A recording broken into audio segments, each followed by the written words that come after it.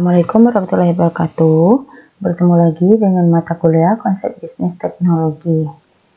Nah, minggu ini adalah pertemuan kelima, tetapi Ibu akan membahas tentang materi pertemuan keempat kemarin, yaitu tentang struktur organisasi, deskripsi dan spesifikasi tugas pada bidang TI.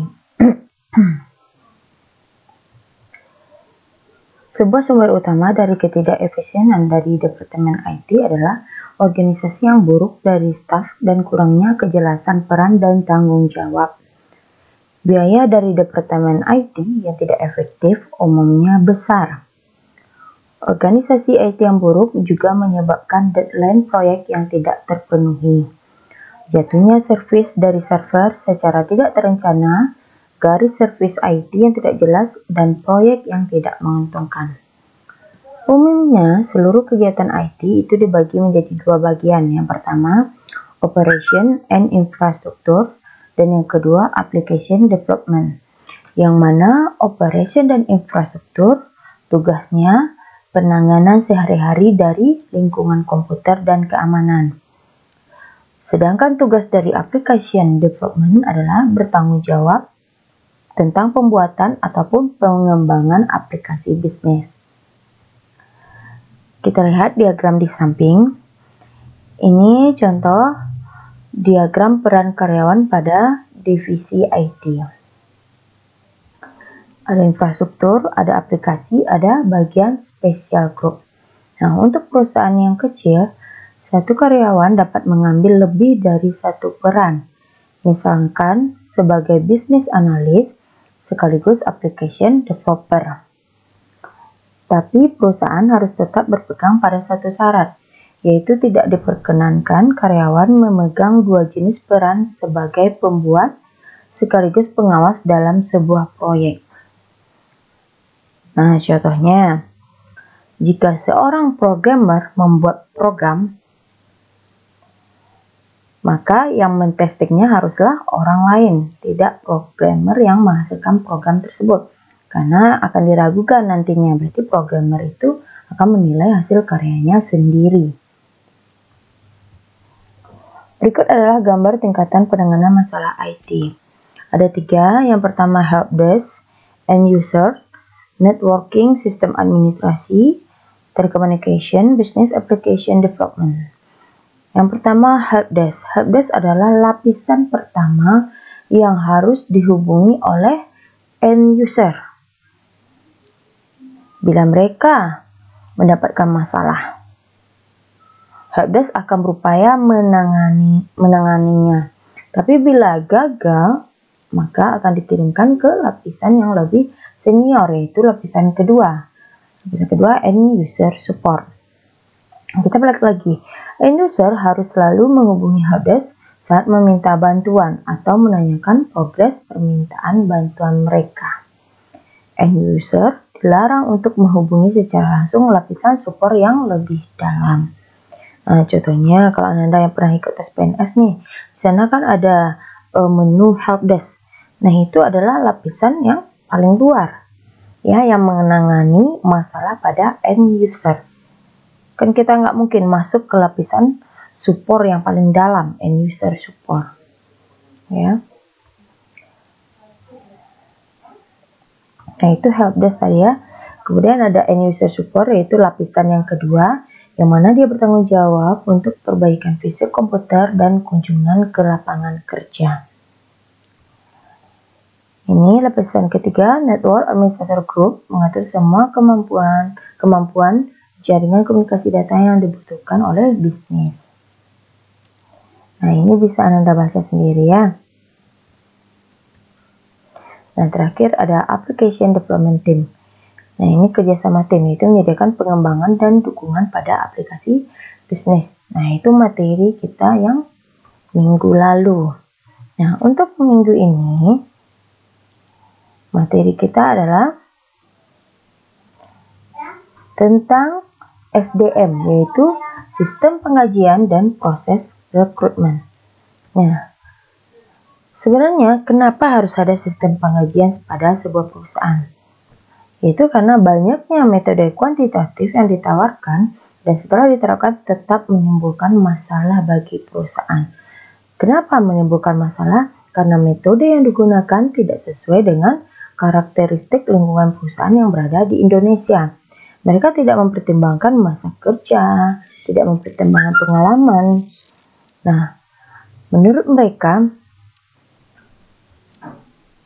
selain itu aspek perlindungan kesehatan seperti pemberian asuransi, juga program pensiun itu tidak dipertimbangkan. Itu pada metode kuantitatif.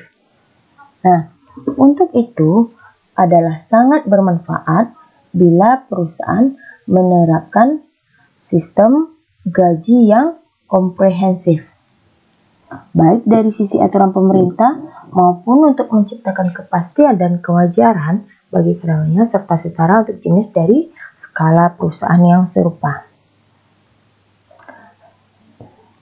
Nah, kita lihat di sini manfaat sistem penggajian. Yang pertama, manfaat umumnya, kemanfaatan sistem penggajian pada umumnya merupakan gabungan antara tujuan manajemen perusahaan dan harapan para karyawan.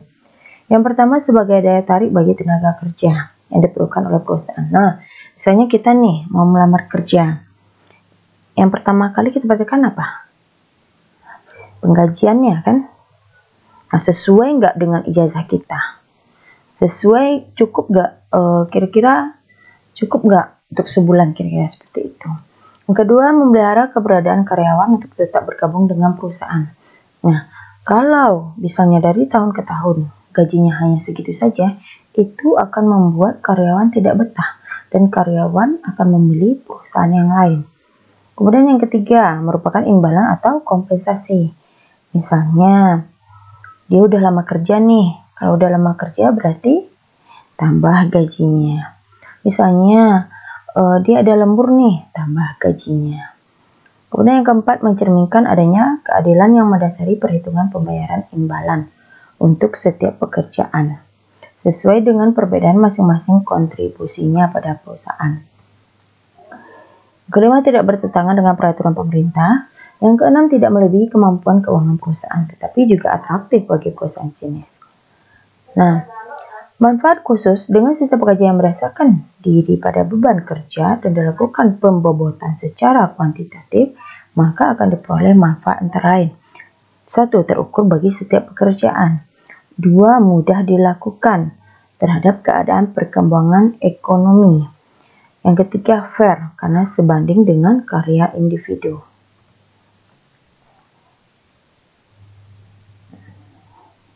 Nah, kita lihat metode pendekatannya. Pada prinsipnya, pada sistem penggajian berarti nanti ada gaji pokok, ada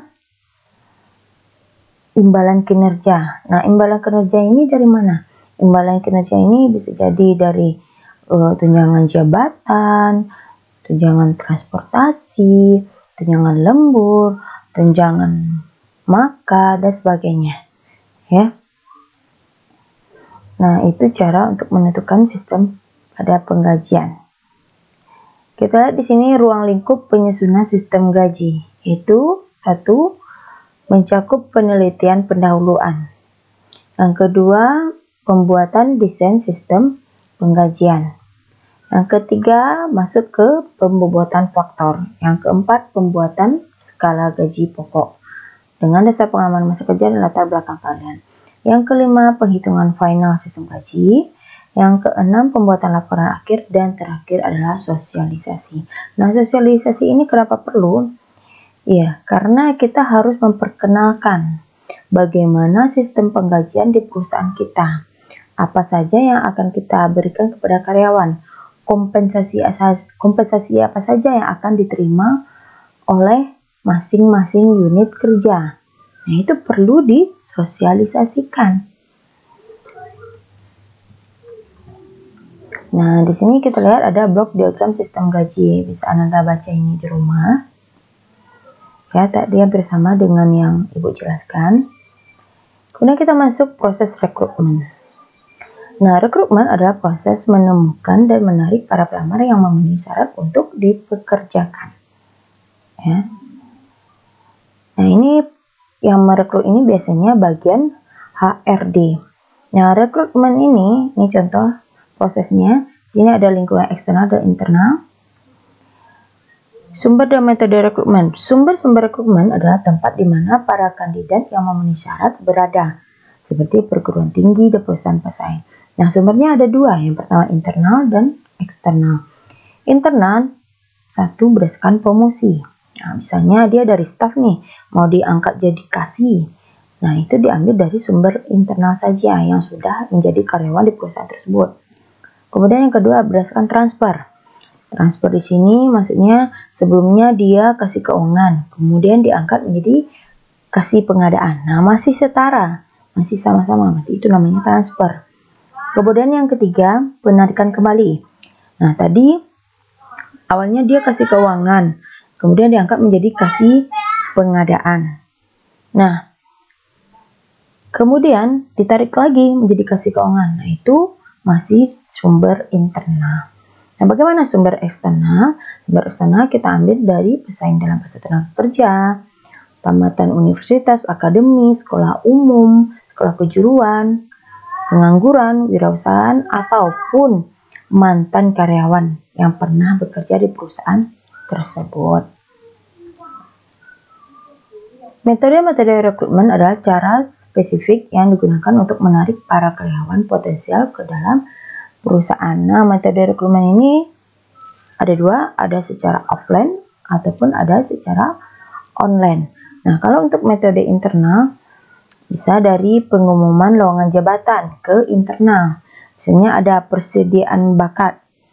Misalnya untuk pengangkatan kasih bagian IT, maka wajib menguasai misalnya PHP, Oracle, wajib menguasai Java, wajib mengenal sistem user, dan sebagainya. Nah, itu metode internal.